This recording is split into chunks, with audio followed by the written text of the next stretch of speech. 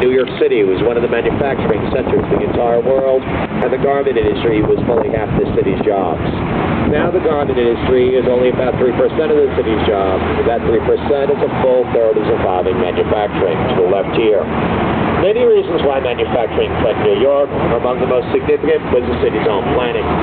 Since the 1920s, beneficial city policy, the shipping and manufacturing place it also white-collar office space, what we call the FIRE mono economy. And FIRE stands for finance, insurance, and real estate, all offices all the time.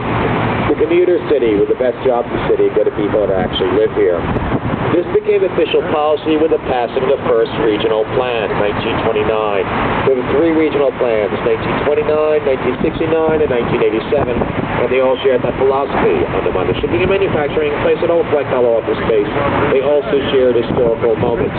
They're all drafted in times of tremendous economic prosperity.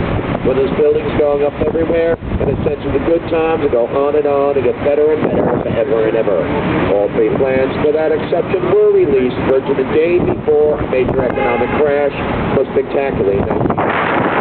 As we go around, I'll show you buildings related to all these plans and their crashes.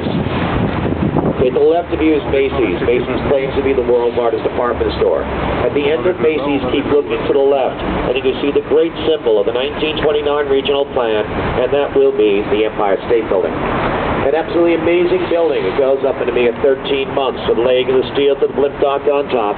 It remains the tallest building in the world for decades.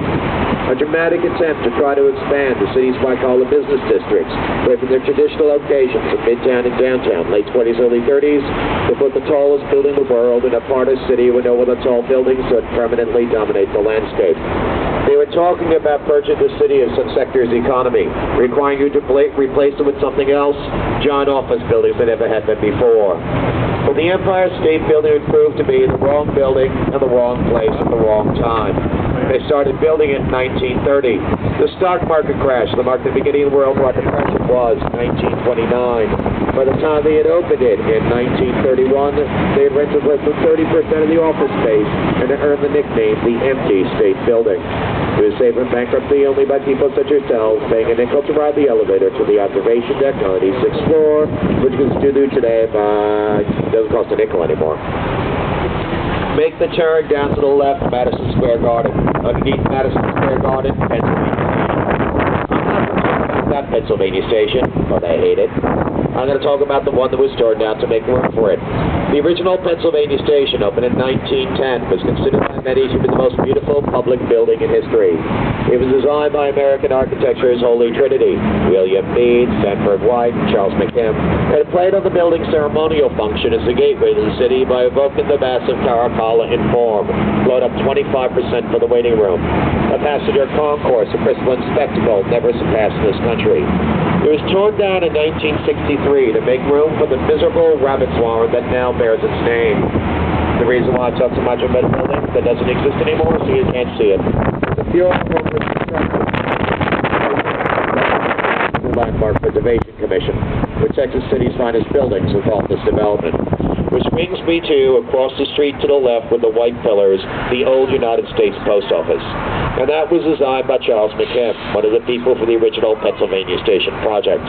It is the best surviving example of neoclassical architecture in New York City, and it today was the most active post office in the entire world. But the patterns of transportation have changed, and so have the technologies. And the work they used to do in that building now done in Lower Westchester. So that building across the street to the left, 2/3 empty. But that building is protected by landmark preservation. By law, you cannot destroy the facade of that building. You can gut the building to find a future purpose in the interior, but you have